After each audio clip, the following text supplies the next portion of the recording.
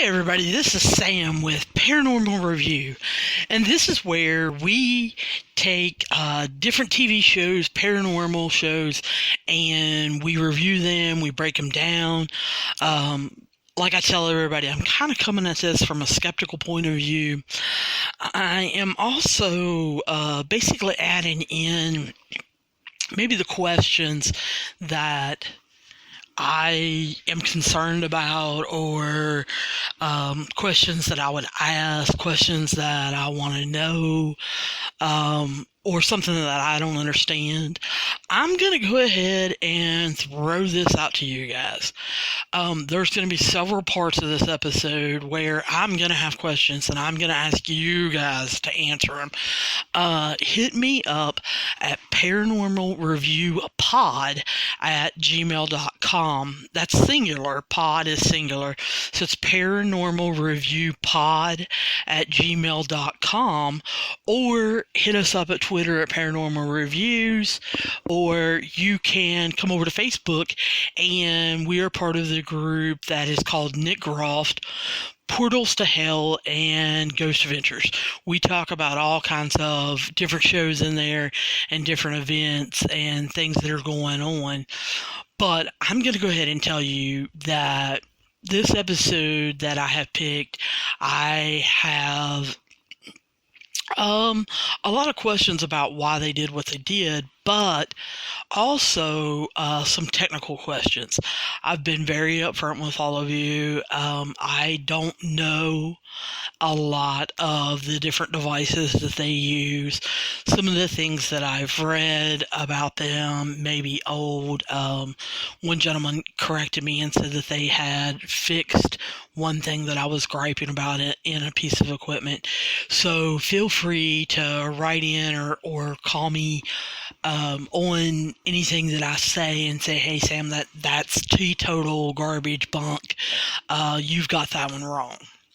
But what I decided to do was pull up Ghost Adventures. I've told you that I've been DVRing a bunch of different shows, and I'm trying to spread them around. I don't want to do the same show, several times in a row and get people bored, because I know that there are people that do or do not like certain shows for whatever reason that is. So I actually decided to go back to the beginning of Ghost Adventures, their last season, and pick up on their serial killer spirits series. Now, I know this is a controversial topic. A lot of people in a lot of Facebook groups and Reddit groups and different things that I've seen have kind of been leery of Zach, doing this miniseries where he took 4 serial killers, he picked different places, and he went to those to see if he could make contact with their spirits. This particular episode, they're going to be talking about John Wayne Gacy. It aired on October 12th, 2019, and they chose the old Gillette prison in Joliet, Illinois. Now, I'm going to be real honest with you. I'm not sure why. I was doing some research on this particular topic. As you guys know, I have DVR'd, like I said, a lot of different programs, and I sit down, I literally watch them, take notes, stop, rewind, listen to see if I can hear things. I also write down any questions I may have. Sometimes they're answered later in the program, sometimes they're not, but I kind of give you my first thoughts. And I have been trying to research different places if I can and find out further information. For instance, if you guys want to go back and listen to it, if you listen to the new Ghost Hunters, it is their second episode. It's called Lady in the Window. I found out that particular house has been basically for sale for years. They keep dropping the price on it. I truly believe that the homeowner was trying to scam ghost hunters and was trying to set some things up. Some of the people that were made available for their interview were not who they said they were and were part of other articles. So if you haven't listened to that episode, feel free to listen to that. But anyway, after watching this, I was just kind of curious. They went back and forth mentioning John Wayne Gacy. Zach seemed to be really into it the first day and a half, I believe that they were there, really wanting to know about it, about him, about how long he was there, and things like that. During the investigation part, Zach almost seemed to kind of wander away from the John Wayne Gacy thing, which I was kind of happy about. However, Aaron stayed on it, and so I was interested in why they actually chose this. I'm going to be real honest with you. In the research I did, I don't know. And maybe that's something that I need to ask Zach and Aaron and Billy and Jay when I go out to Vegas and see them is, hey, what made you choose this particular location? Because when you get on the Gillette prison site and it tells you the history, they don't mention John Wayne Gacy at all. Not at all. He's one of the most famous, notorious serial killers in United States history. If he was there for any length of period of time, believe me, that would have been one of their claims to fame. However, they keep talking about Babyface Nelson, who was a criminal and mafia, bank robber, things like that, back in the early 1900s. They talk about him being there and different mafia members being there, but John Wayne Gacy is not in any of on their official site whatsoever. Now, they say that Ghost Adventures was there, and they tell you, when they were there and things like that. They even have a video clip up of when they visited, but they do not talk about John Wayne Gacy. When I did some research into John Wayne Gacy, it didn't mention him being at Old Gillette Prison. So I am a little confused just right off the beginning. Before even turning on the program, why did they choose this? And who chose this? I want to believe, I know that all of you out there want to believe that the Travel Channel did it. The big bad Travel Channel, that they were mean and they made them go there. I think the Travel Channel has so many shows and is part of the Discovery Network that they probably do not pick the sites. Also, this was a Zach project. I know that he has been interested in serial killers since he was young, and I know this is something that he has wanted to do for a while. In different seasons, he has went to different places. His museum has different items from serial killers, such as Ed Gein, up in Wisconsin. So I want to say not Zach, but I have a funny feeling that Zach told his researchers, hey, I want to do something with John Wayne Gacy, and I don't know whether sites were unavailable or he was blocked. I'm not really sure what exactly went on. And we're going to talk about it as we go through the actual episode. The different tour guides and the different people that they interview, they pretty much tell you John Wayne Gacy wasn't there very long. He was processed. there at the jail when he entered the prison system after being sentenced. It does not say how long he actually stayed there before he was moved to another prison. I suspect it was not a very long time. Then, later on, they find out that he had a heart episode that needed to be checked out, and he was brought back to the prison in the hospital unit, hospital ward, whatever you want to call it, and he was checked out again.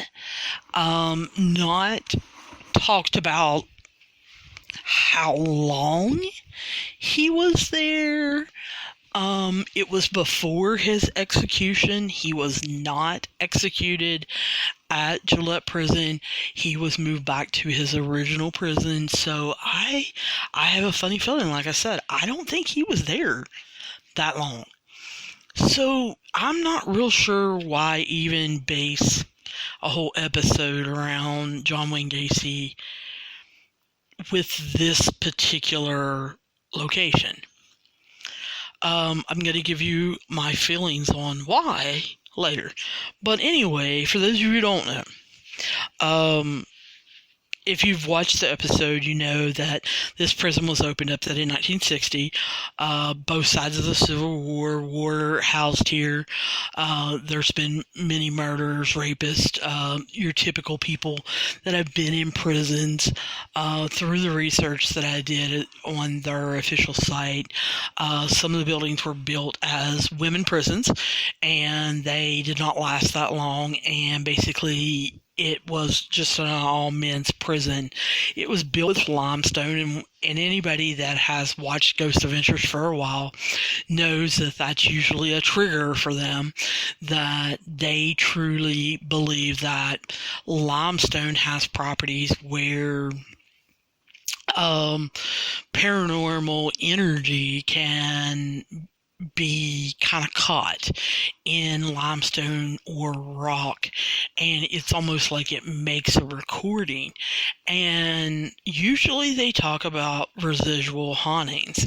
Now, I've noticed that Ghost Adventures has stopped doing a lot of this because when you watch the earlier seasons, it's mostly Nick Groff who is talking about this, and he talks about it in Ghosts of Shepherdtown and mentions it every once in a while in Paranormal Lockdown and on VidiSpace, his new project. But it is kind of well known in the paranormal community that limestone is almost like a conductor, like a recorder, and it's really weird that you usually hear about residual hauntings in limestone areas. Of course, it's abandoned now, it's shut down.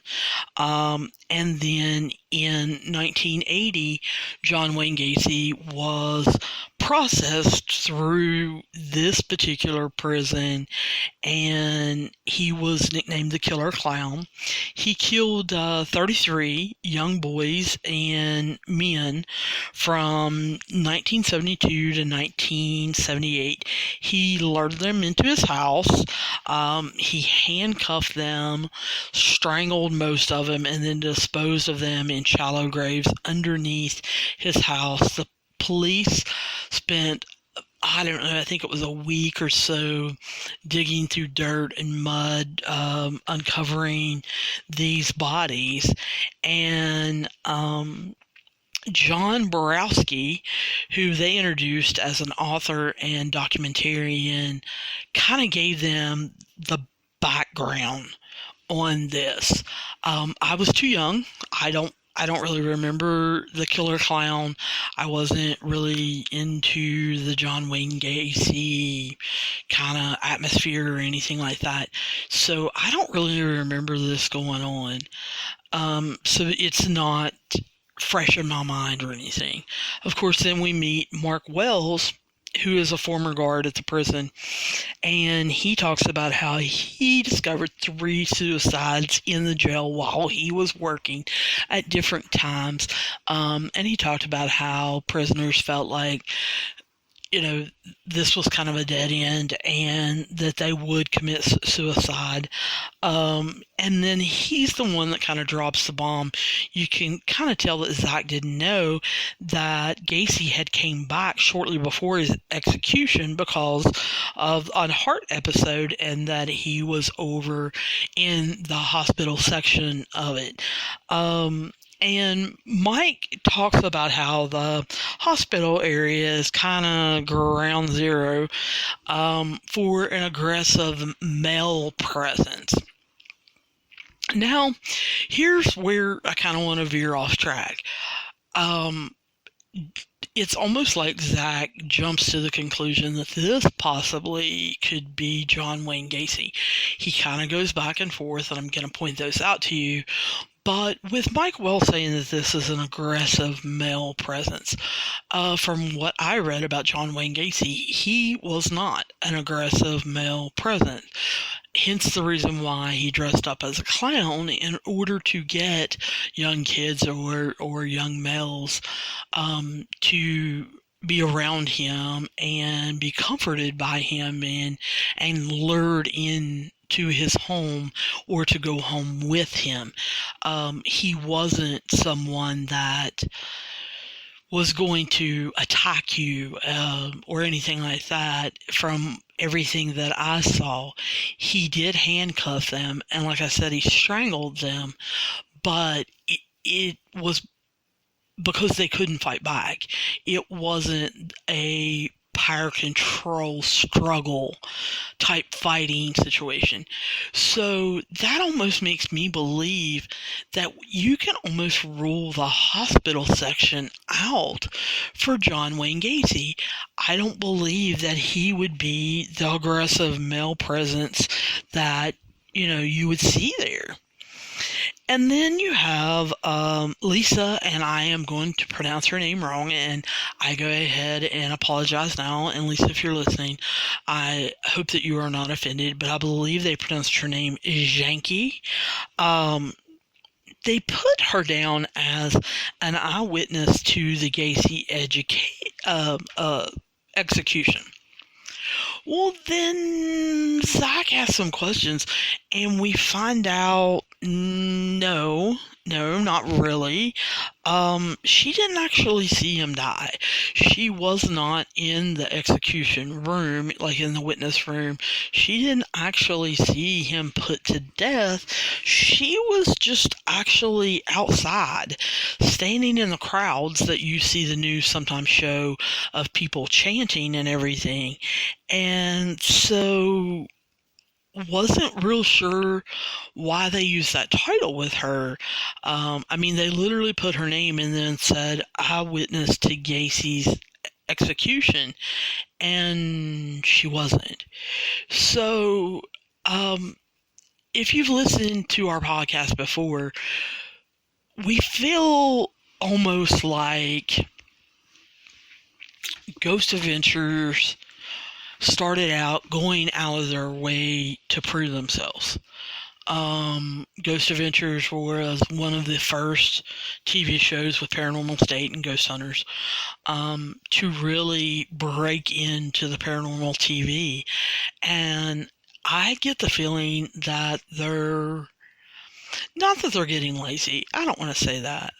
They do put up with a rough schedule and everything. I just find that maybe they've been doing this a while and they need to take a long break.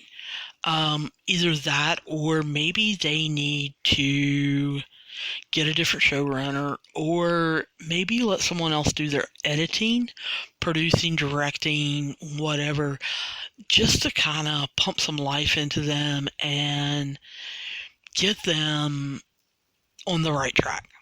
I feel like they've wandered off and kind of lost their way just a little bit. But anyway, Zach asks about Gacy being in there in the hospital ward to get treatment, and she basically just says yes. She doesn't really elaborate. If she did elaborate, they edited that out. So again, I was like, why is she here? So Zach then makes kind of a huge deal of saying that Gacy was under this roof. That he was actually, could have been standing here where Zach was. Well, yeah, Zach, we kind of get that. That's the whole premise of this 4-part miniseries you're doing on serial killers and why you're there. However, like I've said before, I don't know that Gacy was actually there for any length of time, and who knows if he has actually stood where you were standing. But Lisa then proceeds to tell them that she had taken a tour with a group of investigators that had been there actually the night before. And they had had some issues the night before where they felt that something had followed them home and bothered them the rest of the night. Lisa, like I said, joined them on the tour the next night.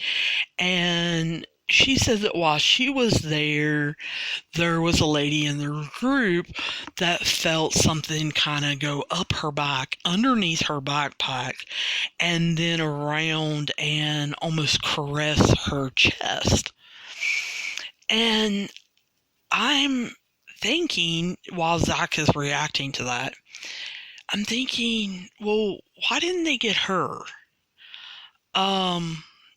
I'm not thinking that Lisa's that great of a witness or even an interview. Then she surprises me, and I'm like, go Lisa.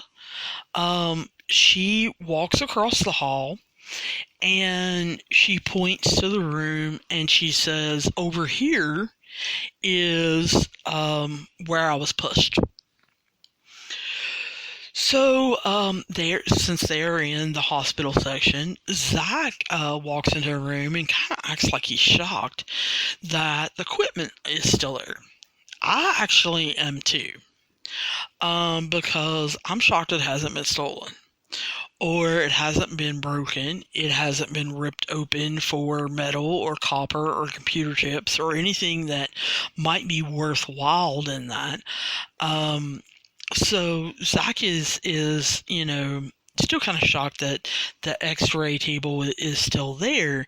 And then he points to it and said, it's possible Gacy laid here to get a chest x-ray. Yeah, Zach again, it could be possible. Pretty much anything is possible.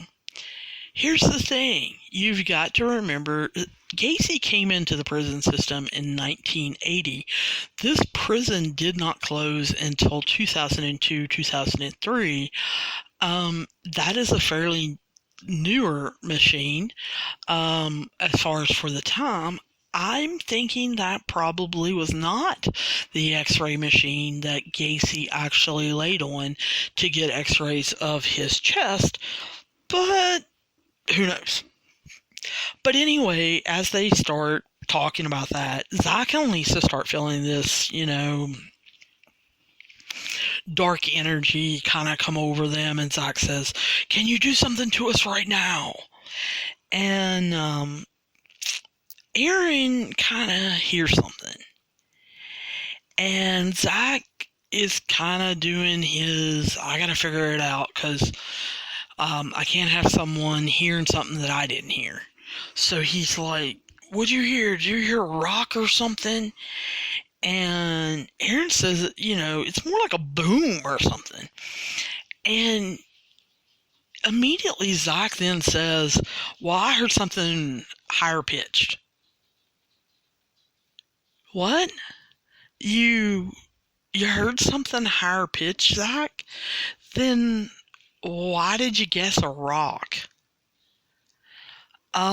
See, this is the thing that gets on my nerves now about Ghost Adventures. Like I said, Ghost Adventures back in the day used to be the thing to watch and to get into. But now, I just kind of wonder. So it's little things like this. Zach says, "What'd you hear? A rock or something?" And then when Aaron says, "Well, no, I think it might have been a boom," then you hear Zach say, "Well, I heard something higher pitched." Well, that doesn't even make sense, Zach. And they have editors, so why not edit some of this out? It just drives me crazy. But anyway, Aaron and Billy, they kind of go down the hallway to kind of follow the noise that Aaron heard. He heard it off, and Aaron decides that he's going to take some flash photography. And Billy, of course, has a camera. And then they capture a weird light anomaly in a weird shape. Now, I'm going to go ahead and ruin it for all of you. I'm going to do a spoiler that they're going to find a lot of light anomalies in this particular episode. And when I say a lot, I mean a lot. I know the paranormal community is split in many different directions about orbs, about light anomalies, balls of energy, whatever you want to call them. That they're not sure that they're spirits, they're not sure that they're anything other than energy. We all know that energy just doesn't disappear or anything, and so that it is around. So, Ghost Adventures seems to me. Now, again, you guys feel free to write me at paranormalreviewpod@gmail.com. Come on over to Facebook and Twitter and holler at us. Argue with me all you want, but I really feel like when Ghost Adventures is getting nothing, and I do mean nothing, then they all of a sudden see a lot of light anomalies. But when they feel like they're actually getting stuff and they are having a good time, or they've been into town and they're in a toy store, or they're eating, or they're messing around with fans, and they can show that instead, well, then we see other things. We don't get a lot of light anomalies. And I know that people that are big fans of the show or big fans of Zach are going to argue and say, no, just certain places have light anomalies, more of them. Well, no, I feel like if you sit down and you truly watch a Ghost Adventures episode, I think no matter what they're doing, if you really look, there are light anomalies probably in every episode. But they're just finding better things and not calling attention to them.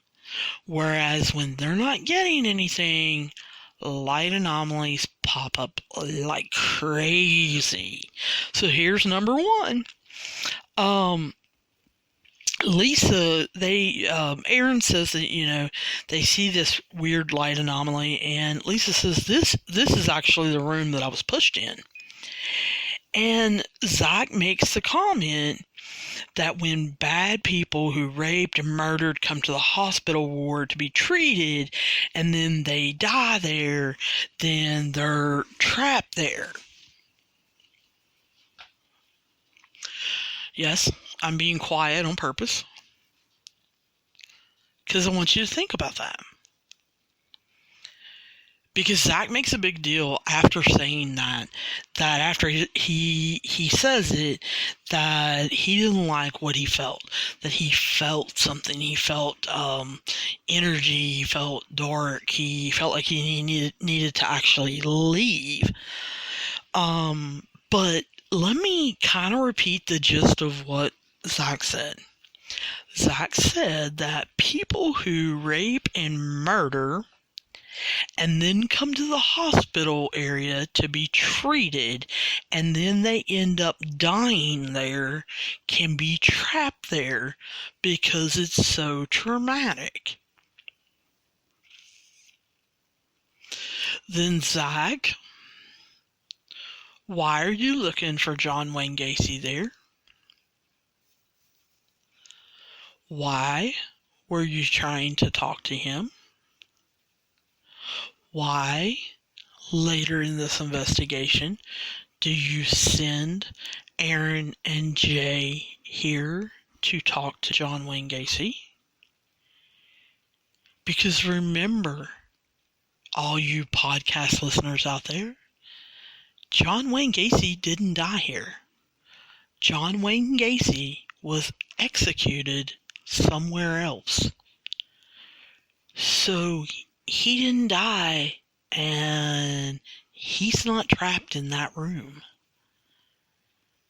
So whatever dark energy that came over Zach that caused him to leave and caused him to say that he just didn't like what he felt after he said that, it wasn't John Wayne Gacy, which is the topic of this episode. Alright, moving on. They start basically a EVP session with Aaron, and they receive no intelligent responses to the spirit box. Because Zach is drawn, though, to the energy in a room near Aaron. He goes on in there and he says that when he shuts his eyes, he would see a man standing there and screaming. And he starts taking pics with his camera, his phone. Excuse me. He used to take them with Polaroids, flash photography. He does not do that right now. He took them with his phone. And he said that he sees a mist near the table in the room, and it appears to kind of be behind the table. Zach says, they're not able to debunk it. Well, my first question is, how did you try to debunk it? Because we didn't see you try. But first of all, let's go back to what I said about Aaron. Aaron tried to do a spirit box session, EVP session, where, he was asking questions. He didn't receive any intelligent responses. That's what Zach's voiceover says. Now let me say that again. We see Aaron do a spirit box. We hear him asking questions. Zach, at that time, does not say anything. It is the voiceover, after he has edited this, that he said they received no intelligent responses. When Zach uses words like that, it causes me to kind of perk up. Does that mean that they did receive responses through the spirit box, but they had nothing to do with Aaron's questions? Does that mean that Aaron said, "How many of you are here?" and he heard a voice going, "Truck," or whatever? Because I found that very interesting that Zach used the word, "We received no intelligent responses." Also, there's a difference in the paranormal community of, like I brought up, residual hauntings and intellectual hauntings. And so did they get any residual hauntings? But because John Wayne Gacy is the topic of this particular episode, they didn't bother looking for residual. They didn't really bother about trying to find out about anyone else but John Wayne Gacy. So it's almost like they shut this investigation down. No, let me rephrase that. It's almost like they narrowed it down. They didn't shut it. Um, it's just like instead of having a wide open investigation where they have a little bit of history, they just kind of narrowed this just to John Wayne Gacy because of this miniseries that Zach was wanting to put together. And anything that didn't really fit into that narrative, they really just didn't want to talk about. They didn't want to show. But anyway, back to Zach Smith near the table. He says, they just weren't able to debunk it. Well, immediately I start saying, well, how did you debunk it? And my very first question when I stopped it was, where are the series of pics that Zach says that you need to shoot one right after another? Well, right after this, they show that he did do that. He took quite a few series of pics, and you can see the mist is not there, then it is, and then it's not, and how it kind of dissipates. But when I want them to debunk things, and they're using their cameras, I want them to shine lights on the floor.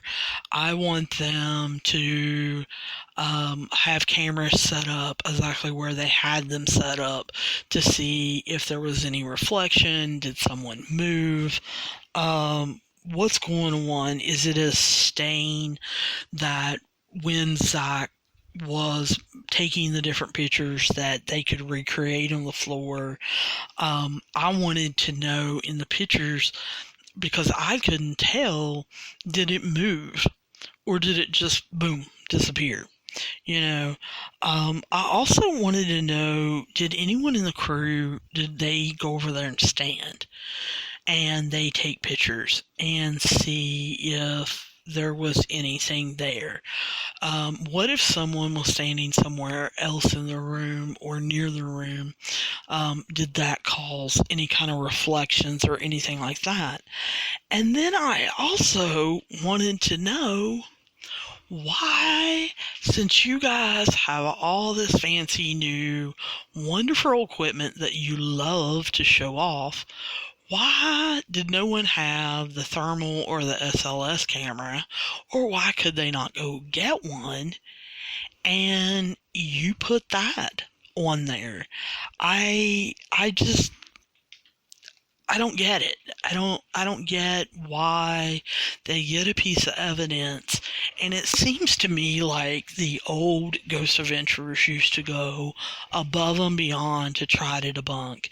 And with Ghost Nation and Ghost Hunters coming back, they do try to debunk. And I don't understand why Ghost Adventures does not want to recreate things or to go that extra mile, like I said, with a thermal camera or with an SLS and see what's going on. Show off your equipment. But anyway, Zach says if the rooms are this active in broad daylight, then GAC needs to be prepared for how charged it can be at night. Why? Why? Most people, again, in the paranormal community, will tell you. There's not usually a difference when you investigate in the day and when you investigate at night.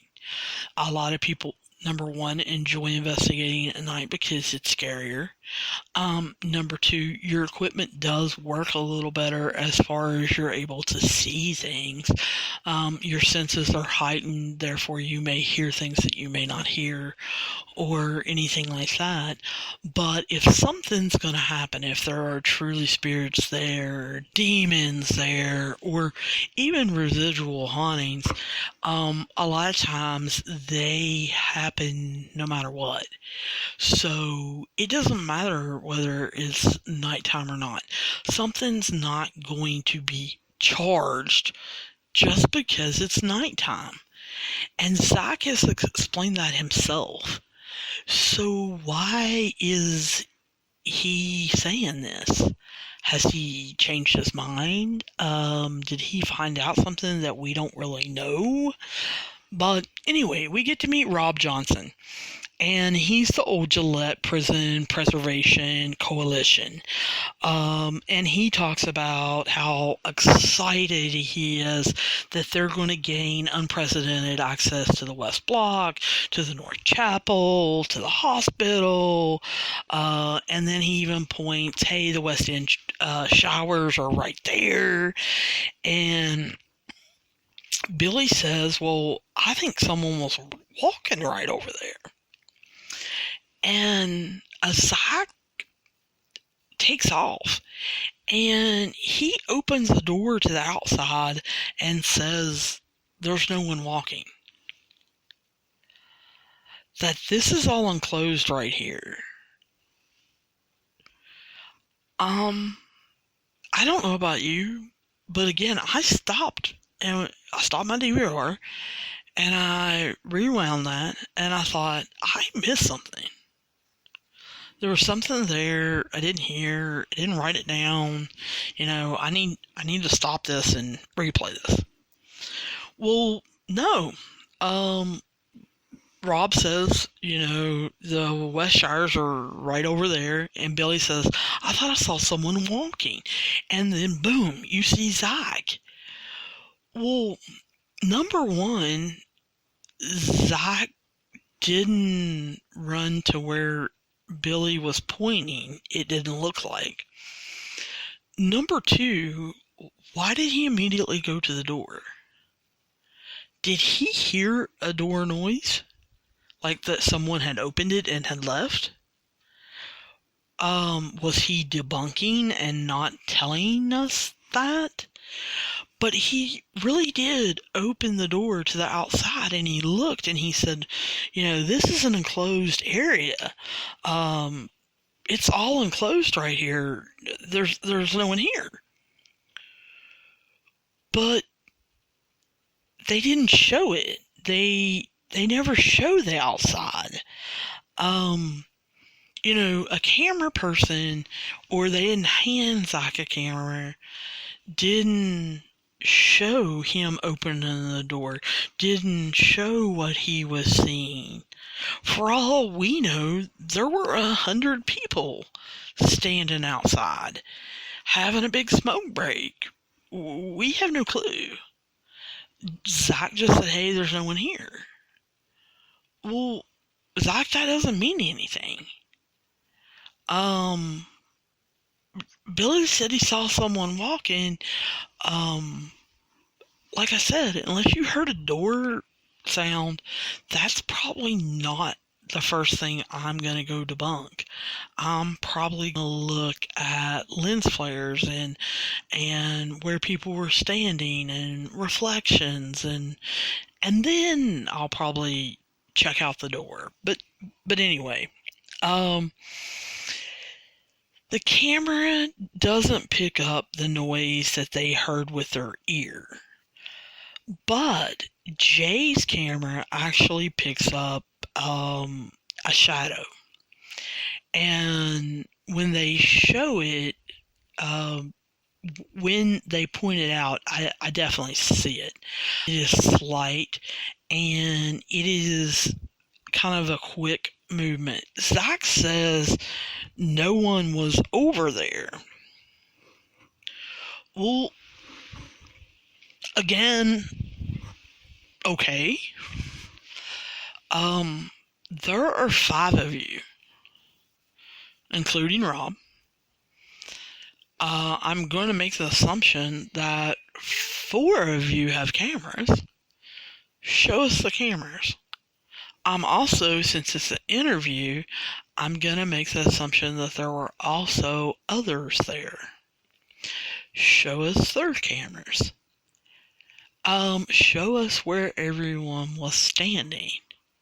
Again, when I saw it, I didn't think that it was someone standing there. I thought that it was a shadow of someone moving. But Anyway, Zach says, if it wasn't human, then what could it be? And this is where I want to bang my head up against the wall, because when he says stuff like that, it is usually a big old sign that he's going to go demon hunting. And he's going to turn into Zach the Demon Hunter. And the episode's just going to go downhill. And we're going to get sick and tired of it. But luckily, he kind of stays the course and doesn't do that. So when we come back from commercial, Rob says that he is talking, and he tells a story that Zach says shocks him to the core. Rob says that there was a man in the hospital area that scares him. And Zach says, well, I want to hear more about this. He asked him about it, and Rob says, well, the tours had just ended, so they locked him in. It was about 12, noon. And he sees a figure in a doorway, and Rob keeps walking. And as he does, the figure backs up into the light and is gone in front of his eyes. Okay, let's stop there. Like I said, I looked at the official website. They do give tours. But they say a tour finished, and they locked Rob in there. Well, they give tours all day long. When you look at their website, they offer like 5 or 6 different tours. They offer a photography tour, they offer a history tour, they offer a garden tour, they offer a haunted tour. I mean, they are all kinds of different tours. A lot of them are 90 minutes to 2 hours in length. I think the photography tour was like 5 hours or something like that. They've got tours going on all the time. So why would they be locking Rob in at 12 and he says noon? And they locked him in. Now remember what Zach had just said earlier. It's broad daylight when they're talking to Rob. Because he makes the comment, gee, it's going to get really charged in here tonight when we're in here if it's this active during broad daylight, which means it's daylight now. And you can see that there's not a lot of sunlight coming in. So what in the world is Rob talking about, seeing a figure of a man, and he continues to walk towards it, and the figure backs up, and it goes into the sunlight and disappears in front of his eyes. And so Zach says, who is it? And Rob says, well, I don't know. Then we hear Zach's voiceover. It's not Zach talking in the room. It is Zach back at his office, voiceover, and Zach says, I wonder if this could be the serial killer who preyed on young men. And if so, Zach is very concerned about the safety of any visitors in this prison. Well, Zach, what made you jump to that big assumption? You asked Rob who it was, and he said, I have no clue. Why do you think it might be a serial killer that stayed there a couple days? You're in the hospital section. That is where they're at. They have said that numerous times. So why would you assume this serial killer that preys? Why do you think that he's there? And why are you concerned about the safety of the visitors? But anyway, they decide to split up to cover more ground. And, they're getting ready to start the investigation. And this is where I wish they time-stamped everything, like they do in Destination Fear, like they do in Holter Files, like they do in Ghost Nation, like they do in Ghost Hunters. Have I named all of them? I mean, Ghost Adventures timestamps when they want to. But anyway, they decide to split up, and of course, Zach's gonna send Aaron and Billy to the hospital, where they had just all of the stories. He basically wants no part of that. So Zach and Jay go to the building where Gacy was actually processed, and it's called the process building. This actually, makes sense to me, because this is actually where he was processed for a couple days, and we are going to make the assumption that he was actually processed in this building. I wish every once in a while they would show Ghost Adventures checking and making sure that none of the buildings had changed, and that in 1980 when he came, that he actually got processed in a smaller building that they used to call the process building but is now whatever, and this is the new process building. But I'm nitpicking there, and I'm sorry, but I'm starting to get irritated with this episode.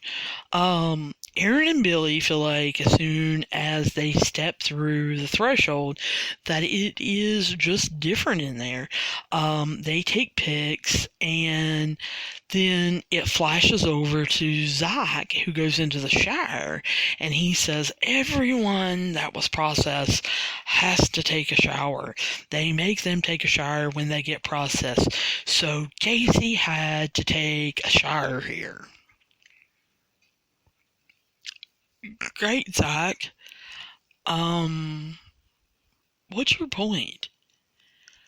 Yes, Gacy was in that shower, but, I don't think anything weird was there, and I really don't think that Gacy was leaving a bunch of energy there as he was taking a shower getting processed his first day of prison.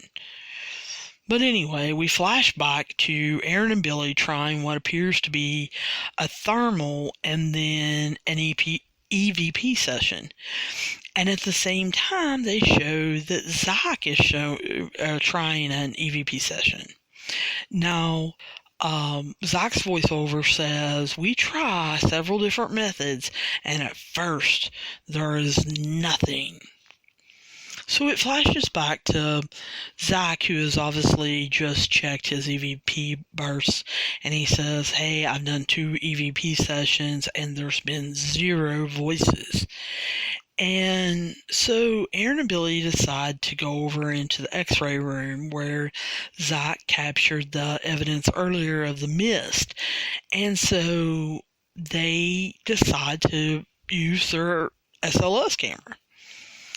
Billy says to Aaron, something's behind you. And then its head drops down, and Billy says, well, it appears that it just hung itself. It doesn't have a head. And Aaron was like, what? And Billy says, it's gone now. So,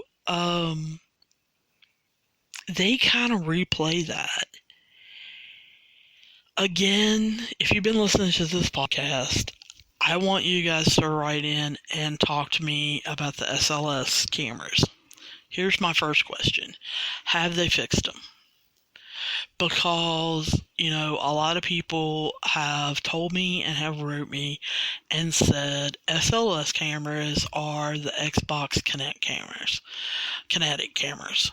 And they map figures onto the nearest vertical surface that it can get.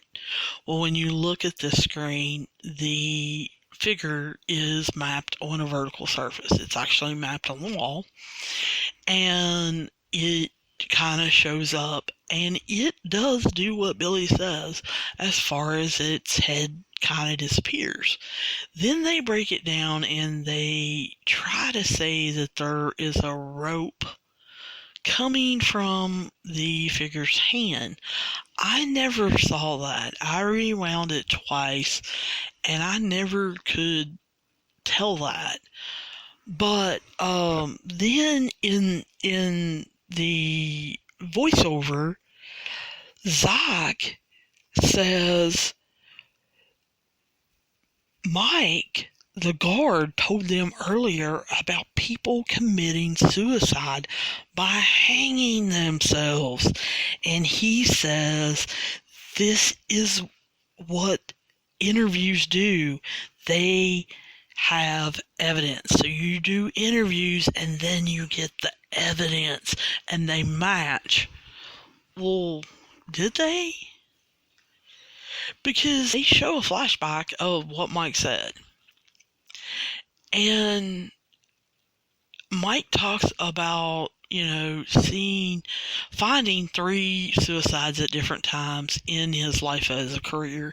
And he talks about how there are many suicides in a prison and that some of them are by hanging. He never says that any of them happened in the x-ray room. He never says that he found one in the x-ray room. They don't follow up and ask him, did they happen in the x-ray room? So I really don't think that you can take that interview with Mike and just jump to the conclusion, oh, we've got evidence. And so I think this just is where, when I used to first watch Ghost Adventures, I didn't really watch it with a skeptical eye. It was new. It was exciting. People were talking about it. It was entertainment. And as I watched it more and more, I started paying attention to it more. And it's still entertainment. I still love Ghost Adventures. I love their personalities. I think they're great guys. But I do watch it a little bit more with a skeptical eye, almost with a TV eye, as far as I want to know if they're jumping to wide conclusions without any proof. Are they faking stuff? Are they doing the sin of omission? Are they planning things in our heads that when they get evidence later, that it's almost like it came true? Because the thing is, you don't know when stuff happens. You don't know if they go on an investigation and find something and then do an interview to prove it. You don't know if they look for certain things. So then we get introduced to Dr. Helen Morrison, and she's a forensic psychiatrist that spent over 600 hours interviewing Gacy. And Zach asks, why did Gacy kill so many? Wasn't it an addiction? And Dr. Morrison says Gacy really didn't know who or what he was. And Zach immediately wants to know, well, was he afraid of death? And Morrison says, no. And then Zach says, well, when you interviewed him, did you suspect him of being demonically possessed? Well, here it comes. We have to throw the demon in there. We have to say, because there are those in the paranormal community that believe in order to kill a lot of people, in order to have no empathy to hurt someone, that you have to be possessed by a demon. And so I think that's why Zach is kind of fascinated with this and is asking this question. Morrison gives the typical doctor answer. Well, yeah, it could be possible. It could be possible that he was a demon.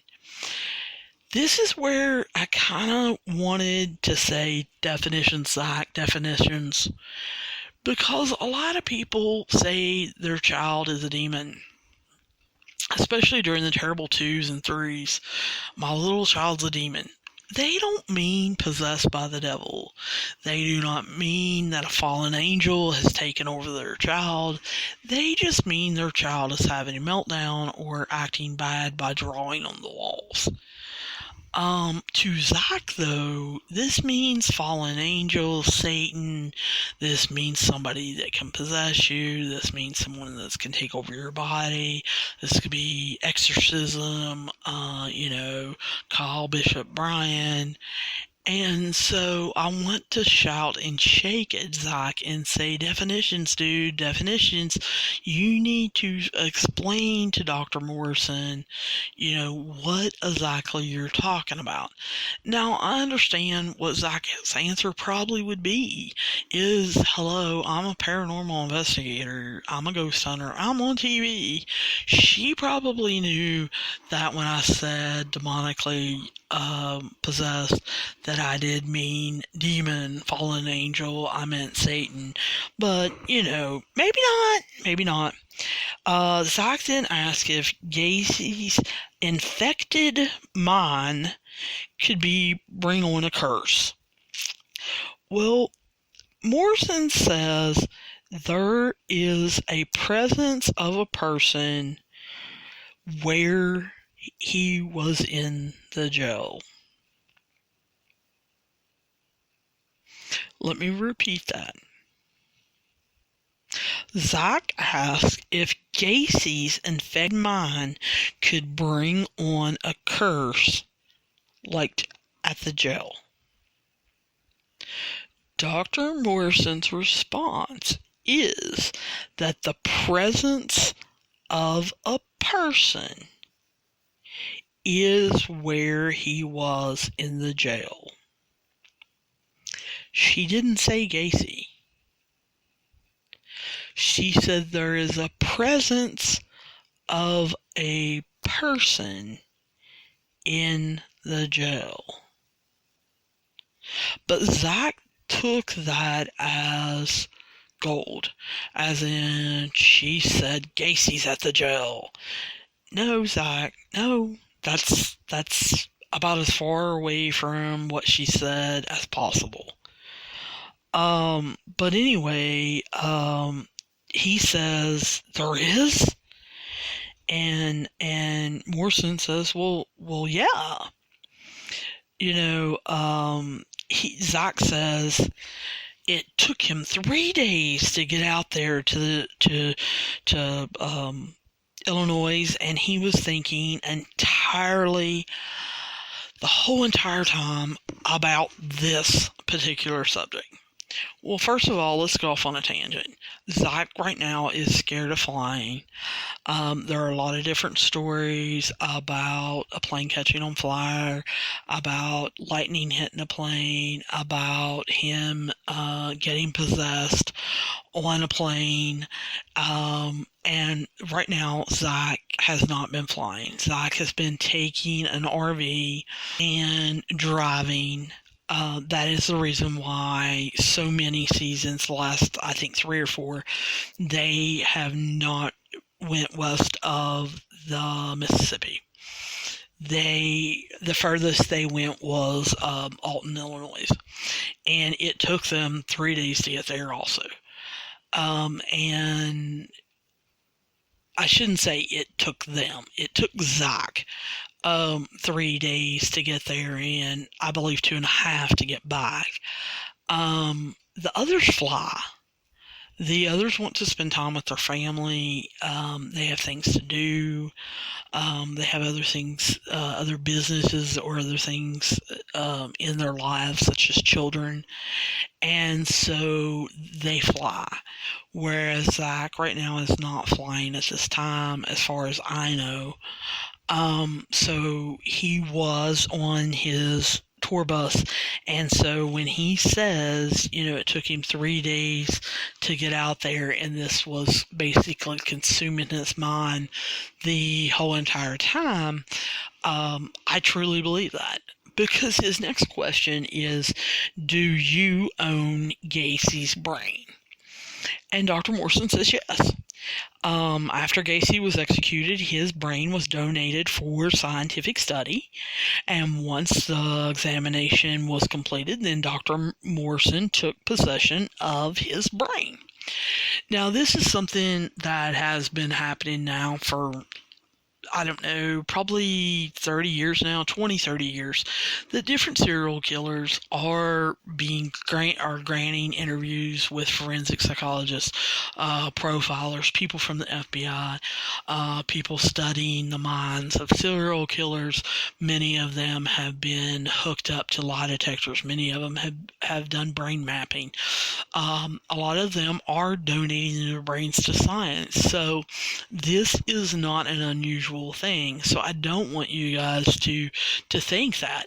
What was a little unusual to me is, number one, Dr. Morrison is sitting there at a table with Zach, with gloves on, and there appears to be a Tupperware container in front of them. And Zach picks it up to look at it and says, "This is incredible and terrifying at the same time." Well, I'm sure it is a little interesting. You can see that the brain has been sliced in strips so that they could study different parts of it and look at the different features and everything. But I am also sure that most of us dissected our frogs or our pigs in 7th grade science biology class, and have seen, brains and probably got to cut them open and things like that, or have seen them on TV. So it is interesting and fascinating and incredible, and it's terrifying to think that, in this Tupperware container holds someone's brain. Not just that, the fact that it's John Wayne Gacy's brain. But Dr. Morrison then asks Zach if he wants to take a piece of the brain out and hold it. And Zach gets this look of a little kid in a candy store. And I was amazed. I had heard on the internet that he had this kind of reaction, but to see it was really weird. He definitely was fascinated with this, and he makes some kind of comment about how, with him holding it, their DNA would touch and connect. And Zach, of course, has gloves on, and he holds it, and he gets a weird look and says, "This is something I will never forget."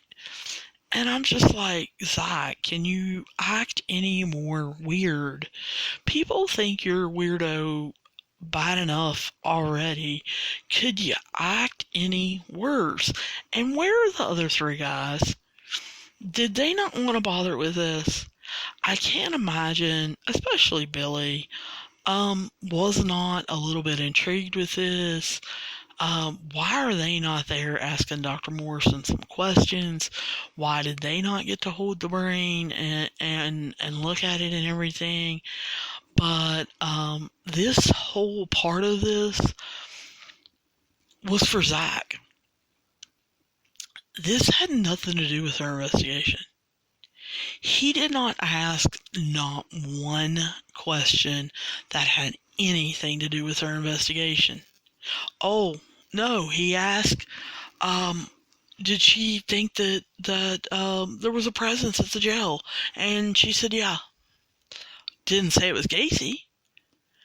But Zach did not ask her anything about their investigation that could help them. He didn't invite her along. Nothing. This was purely for TV purposes and for Zach to live out a fantasy. He is fascinated with serial killers. He is collecting serial killer items for the museum, and that's what this whole section's about. And to me, it's a little sad. Anyway, there was a commercial, and then the lockdown begins, and he says, "Oh, we're getting truly locked in this abandoned forest," and he our fortress, and he talks about how it's a prison and they're actually locked in. Well, then he says, even though the wife was killed, even the warden's wife was killed. What? Say what? What are you talking about, Si? Did you think about this in editing, that you hadn't mentioned this before? Because talking about the warden's wife dying, no one told us that story. It was not a part of the interview. I looked through my notes and I'm thinking, how did I miss that? I have not been asleep during this. I did not get bored and fast forward or anything like that. How did I miss that the warden's wife got murdered? But Zach is looking at a map, and he starts mentioning places, and he's probably got, I don't know, 8, 9 places marked. Over half of them have never been mentioned. We were never shown. I am sure that Billy and Aaron, we could see, they were acting like they knew what Zach was talking about. And Zach was saying, hey, we're going to go here, and we're going to go there, and we're going to do this, and we're going to do that. But the thing that I was paying attention to was, we went on a tour with Lisa. We went with Rob. We went with Mike. Over half of these places we didn't see. And so what exactly is he talking about? Why did he not cut this in editing? Or why did we not spend more time here? If there is this many locations and people truly believe this place is haunted, again, why aren't we here for John Wayne Gacy? Why is this not a regular, open-ended prison investigation where they spend some time here? Why did we not do a half an hour or 45 minutes of actual investigation and then spend the night there, get what we got, what was shown, and then come back another night and investigate more? I don't get that. This place is humongous when you look at that map. So did they set up cameras all around this? Did this need to be a longer lockdown? I did not hear them say, hey, we need to make sure that we put a camera in this room. We need to make sure we put a camera in here. And they didn't set up a base. Nothing. So for there to be 8 or 9 places for them to have marked that they want to do in one night in 3, 4, 5 hours of investigation, it is just extremely weird to me that we're not setting up cameras, we're not doing anything like that. It's just weird. But anyway, he says, hey, Billy and I are going to start over in the admin's building, which is where the warden's quarters used to be. And then he tells the story about how in 1915, the warden's wife was brutally bludgeoned and then burned in her bed to death. And the mystery has never been solved. And so Zach takes his full spectrum camera over there while they're in that administration building.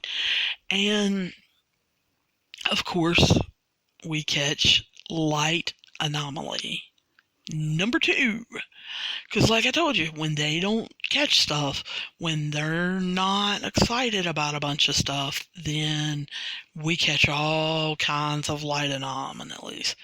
Then we find out that Jay and Aaron are going to go to the hospital. Poor Aaron. Basically, that's the only building he's been in. He has been stuck in this hospital basically for 2 days. He was there during interviews. He was there during baselines. He was there again during interviews. And he's been over there with Billy. And now he's over there with Jay.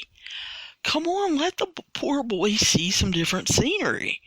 But anyway, they're in there focusing on this large male figure that affects all those who enter. Well, I've already told you, I don't think this is John Wayne Gacy. He was not ever portrayed as being extremely aggressive or anything. So Aaron begins asking questions about Gacy. And again, Jay catches a light anomaly, entering Aaron as Aaron's having trouble speaking. Well, guys, I'm sorry. I have been watching this all seasons for years and years and years. Aaron always has trouble speaking, stuttering around words that should be in one order come out in a different order because his mind moves so fast. So I don't believe for 1 second that him mispronouncing the sentence was caused by a light anomaly. I just not believing that. So we go back to Zach and Billy, and they start asking questions about Mrs. Allenspear, which is the warden's wife. And Zach sees on the wall, "All hail the Dark Lord Satan." And Billy says, "That's why this room feels darker. It's because they're doing things in here, dude." Well, what an assumption to make. And here's my question. They act like this is brand new information because the next thing Zach says is maybe there's a portal. And then he says, "Oh my gosh, there's burn marks on the floor." And Billy's just great. I'm standing right on it. Let's think about this one. It was daylight when they took their tour with all these different people. They had to have heard the story about the warden's wife being killed. Did they not see the black spray paint about Satan then?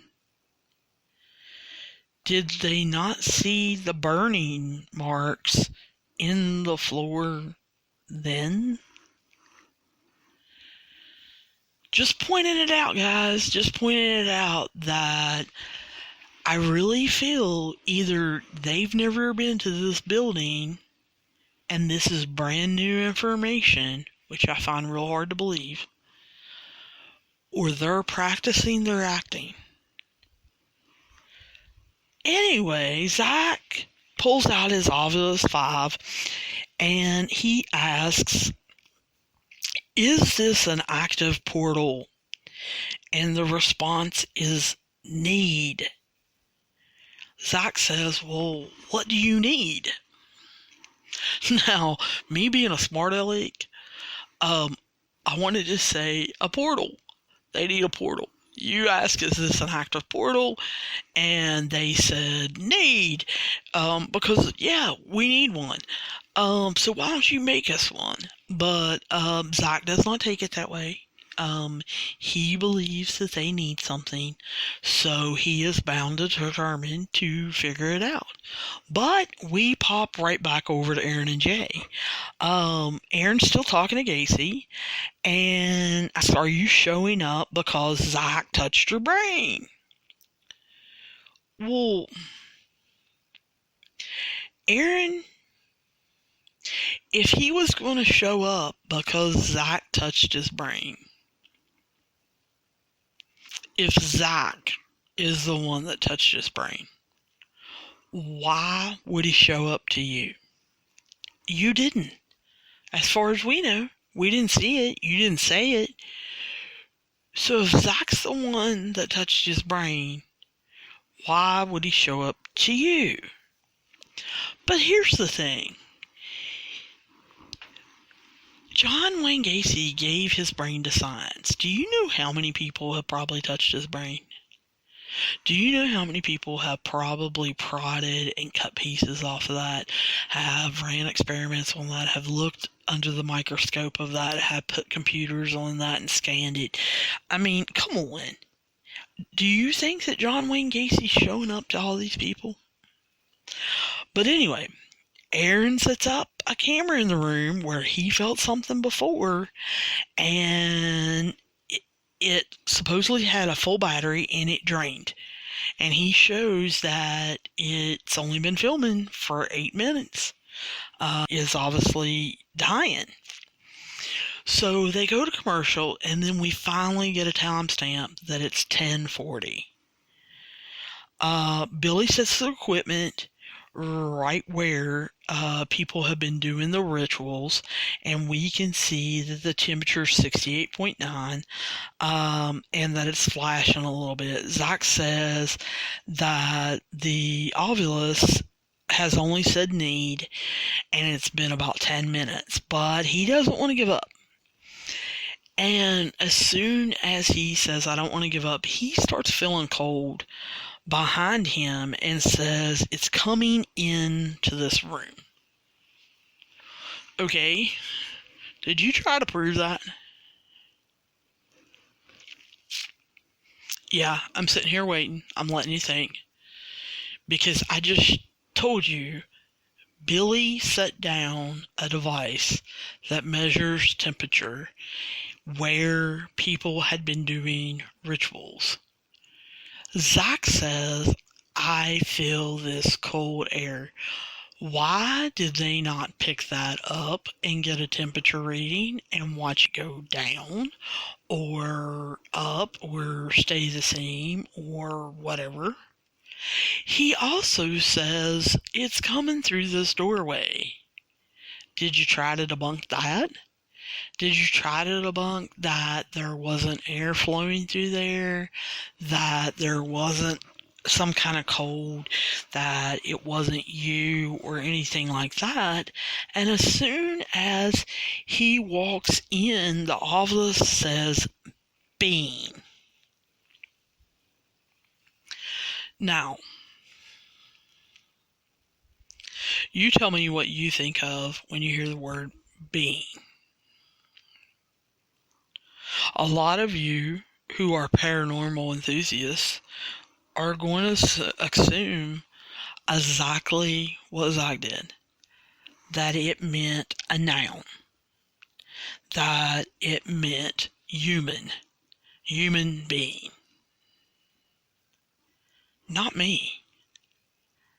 When I saw the word being, I thought of the word.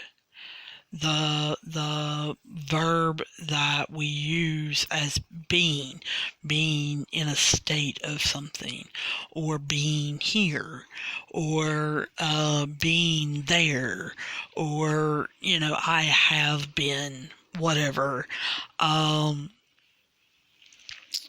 Zach took it as they need a being, as in they need a human. I didn't. Like I said, I took it as being needy, having a need, that they, being as a verb. But anyway, Zach says that he sees something kind of move out of the corner of his eye. Aaron and Jay see another light anomaly as Aaron is using his ovulus. And then he goes in the x-ray room. He heard something, and Jay says, man, this x-ray room has been crazy the whole entire time we've been there. Well, my question is there something wrong with the x-ray room? It has an x-ray machine. This place closed down in 2002.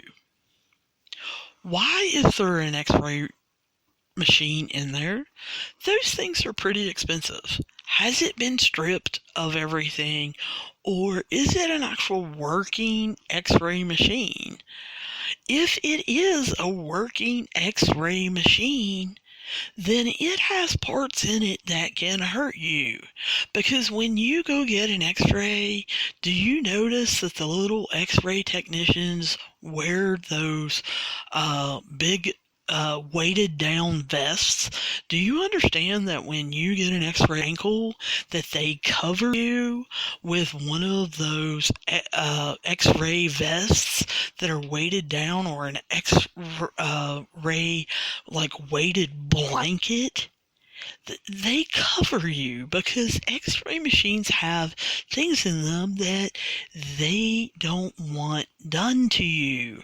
So yeah, there's stuff crazy happening in that room. I think you guys probably should debunk it. But no, Jay pulls out an electromagnetic detector, and he places it on the x-ray table, and then he lays down, and of course they immediately flip back to Zach and Billy. And they say, we didn't receive any other activity. Guys, let me let you in on a secret. You didn't receive any. You received an ovulus that said need and bean, and Zach felt a cold spot. That's what you got. I don't know how long you were there, but that's what you got. You didn't get a whole lot of activity. Spray paint about Satan on the wall and a place where there's burn marks in the floor, that doesn't count as activity. You got 2 ovulus words that could have been randomly generated, and you got a cold spot that even Billy didn't corroborate. So, come on guys, you didn't get anything. So they decide to head over to the other side of the prison yard and to split up. They say Gacy was processed, in the process building, and of course Zach wants him to go in there, and Zach is gonna shoot the prison yard with some IR infrared binoculars because some prisoners had to have been killed in the yard. Really, Zach? Really? Anyway, Billy walks in and he is immediately terrified in the process building. He says he feels like there's a million eyes watching him, and he kind of goes over into the showers, and he is just borderline freaking out. And this is where Zach says he sees with his own eyes a glowing ball of light hovering through the prison yard, and that it's definitely not a bird and it's definitely not a bat. He then picks up the infrared binoculars and he gets it as he's traveling, and it, to me, again looks like a light anomaly. Zach immediately says, it's not a lens flare or anything like that, but he never tries to debunk it. He never tries to recreate it or anything like that. It's just weird to me. Zach jumps to so many conclusions that it's not even funny. But Jay's laying on the x-ray table, and he's talking to Gacy about how he, meaning Gacy, is disconnected from everyone. And it flashes to Morrison saying, I'm assuming to Zach, that she spent hours and hours with him and got nothing. He felt nothing. So Jay hears something. Aaron, they flash to Aaron, who is obviously in another part of the hospital, and he shows that there's black mold on the wall, which is why he is wearing a ventilator and talks about how dangerous ghost hunting is. And then he asks for Mr. Gacy to bang on the wall or slam a door. Well, about this time, Jay absolutely loses it, freaks out, runs from the room, and runs outside. Well, at first, because Aaron's told Gacy, hey, bang on something, slam something, he's actually hearing Jay having his meltdown, but he thinks that it's a spirit. So it actually takes Aaron just a couple minutes to figure out, oh, that's not a spirit, that's Jay. And so instead of hearing Jay tell us what he thought, what he saw, how he was feeling, we see Jay holding his chest, and we hear Zach. Let me repeat that. We don't hear Jay. We see Jay holding his chest, but we do not hear Jay describe anything. We hear a voiceover of Zach saying that Jay, while he was laying there on the x-ray table, saw a black mass, and it hovered over him, and then he got extreme chest pain. And then, of course, they had a static cam in there trained on Jay, and what do they see? They see two light anomalies moving away from Jay in unison as he's getting up. Now, again, no debunction. Didn't think, could have been a belt, could have been a watch, could have been, Aaron walking in the hallway, could have been somebody else walking in the hallway. Nothing. They don't even try to debunk that. So then we have Billy and Zach leaving to investigate a new building. Because remember, on that map, we've got 1 billion buildings to investigate, and we've got such little time to do it, and we're not getting anything. We've gotten 2 words on the obelisk. We have gotten Satan on the wall. We've gotten burn marks on the floor. We have gotten Zach having a cold spot. Again, we've saw some light anomalies. We've had Billy being terrified. We have had Jay laying on an x-ray table freaking out. And we've had some more light anomalies. That's it. Anyway, they go to the segregation building, and Billy says, hey, are you going to talk to us? You don't have to be nice. And then he starts banging. And I'm like, Billy, why are you provoking? What's going on? They say they don't feel anything as they're entering the cells. And then they introduce us, and they say they're using a direct link device. And I pause it because I want to read the definition of this. I have never heard of a direct link device. The definition is actually a spirit communication device that rapidly sweeps audio frequencies within an electromagnetic spectrum. Guys, you can rewind this and hear me read that again. What is that? Write me. hit me up at paranormalreviewspod@gmail.com or hit me up on Twitter or Facebook, and you tell me what you think that is, because it sure sounds like a spirit box to me. Why are they not calling it a spirit box? I know Bill Chappelle took off and went to Australia. I thought he was back now. I know Gary Galka has, been working with them.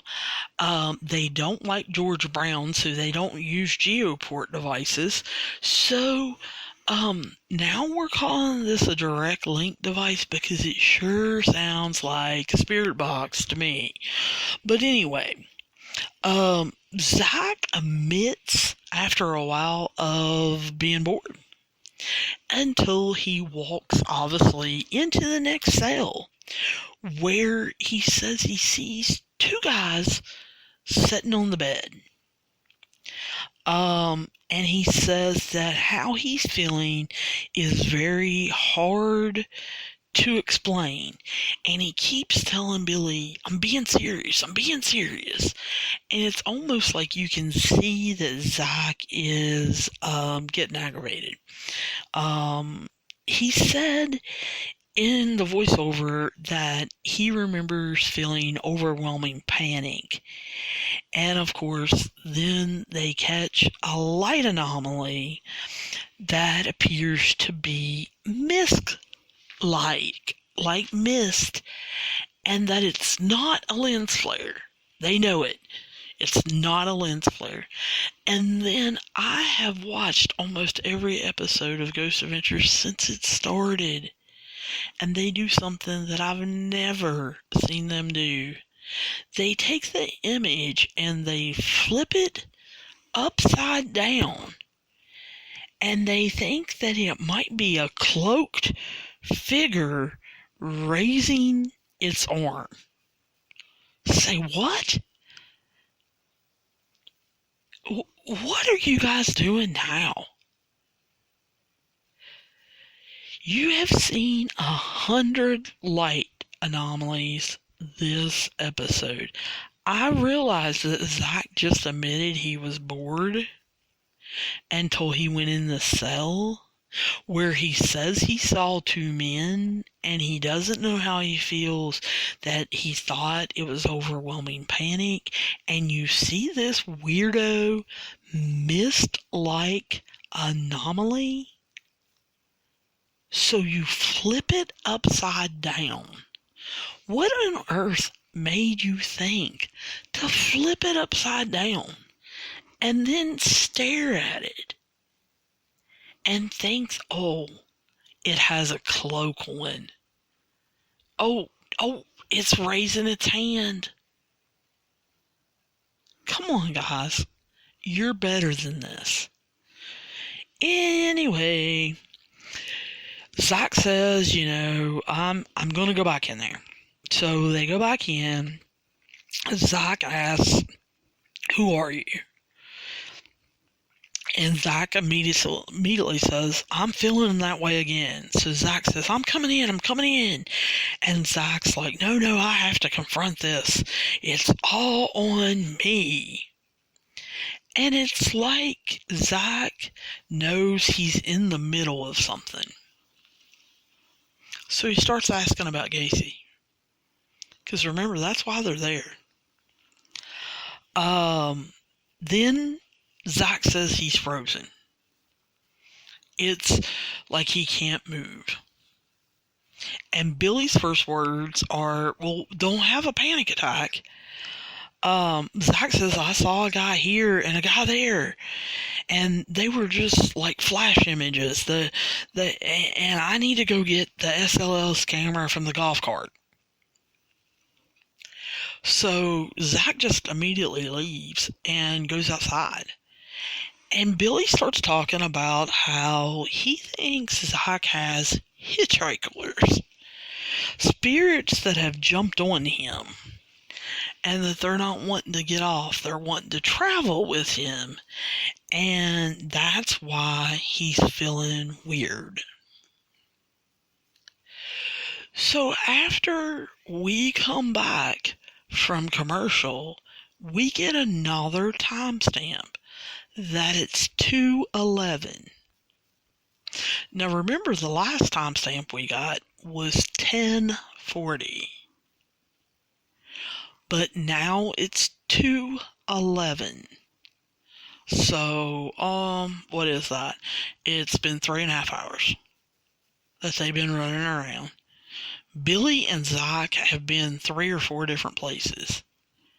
Jay and Aaron, as far as we know, are still stuck in the hospital.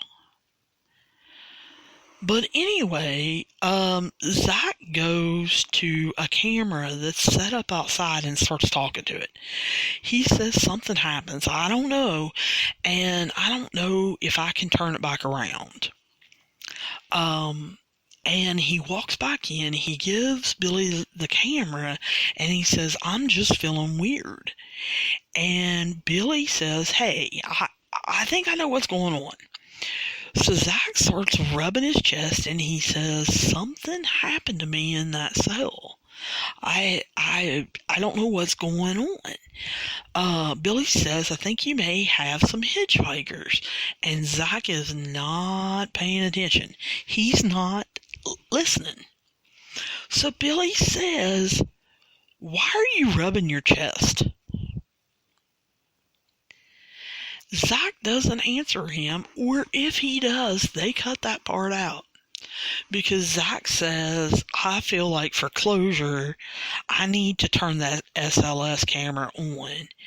And he wants to use an EMF, energy to see what's going on. He said he thinks something's trying to appear on the SLS camera. Well, here's the problem I see. I'm just adding my 2 cents in. If what people have told me about the SLS camera is true, and a figure has to map itself on the nearest vertical surface, if you look at that particular area, there are 50 billion vertical surfaces. There's a wall jutting out. It's a bathroom area, and there's one wall jutting out, and then another coming through, making almost an L shape, and then there's a wall, then there's the toilet, and so it's almost like the camera can't map a person or a figure or whatever you want to call it, because it can't get a read where it's supposed to map it. And Zach is moving the camera. So Zach's saying something's trying to appear. Is that a spirit that's trying to appear? Or is that a default of the technology? So then immediately Zach says the direct link device, remember, I think that's a spirit box, but you guys write me. Anyway, he says it's in his right pants pocket. It's lifted from his pocket as he's holding the camera with his right hand, and the device is then thrown to the floor. And then, because it's thrown to the floor, it makes a noise, and Zach goes, what? He moves the camera to a different angle, and a figure appears on the SLS camera. So let's walk through that again. They show it from beginning to end. They show Zach's SLS camera. It cannot get a figure. You hear Zach say something is trying to appear. Then there is a camera behind Zach. You can see Billy in front of him. You can see Zach's left hand. It is not holding anything. It is open. you can see Zach holding the SLS camera, moving it in his right hand. You see a shadow in his right pants pocket move.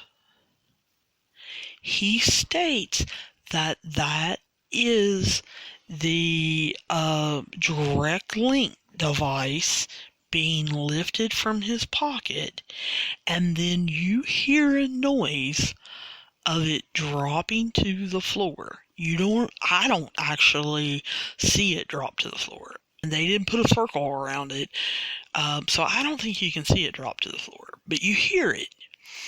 You see Zach's hand move, and then it flashes to the SLS camera where you can see a figure appear because the camera's at a different angle, and the SLS camera can now map it on a vertical surface. Now, what came out of Zach's pocket? Yeah, Billy picked it up and said it was the direct link device. How did it come out of his pocket? I have absolutely no idea. Was it a spirit? I have absolutely no idea. I think it's weird that as big as that direct link device, which I think is a spirit box, is, number one, that it was in his pocket and he never felt it come out of his pocket. Because when I feel something moving in my pocket, or I almost feel like a hand's in my pocket going to move it or something, I'm going to jump. I'm going to grab at it. Zach didn't do that.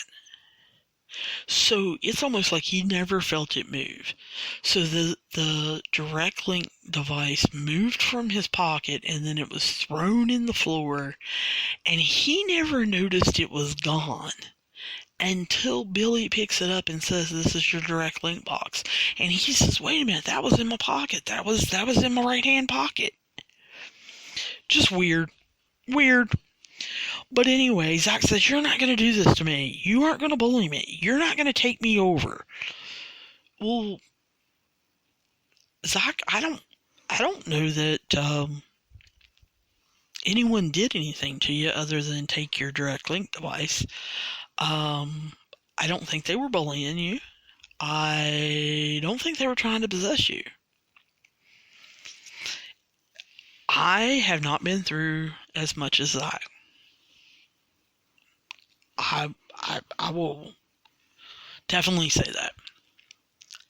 But if something wants my direct link device, I probably would have turned it on and started asking questions to see if it got it out of my pocket to use it.